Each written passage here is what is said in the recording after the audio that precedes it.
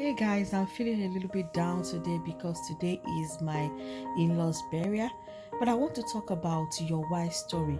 People are likely to buy from you if they believe in you. This is why you should define your why clearly and build your brand around it. You know, video is the most important ingredient of your personal story or your personal brand. So, starting with your story, I want you to amplify it. I want you to start with you. Whether you have been regularly creating content for 10 years or 15 years, or you have never written any article in your life, you will be able to easily create a why video by following the guidelines I will be sharing with you in my 5 days challenge. The 5 days challenge is called Crush It with Social Media, and it's going to start on the 25th of November 2020.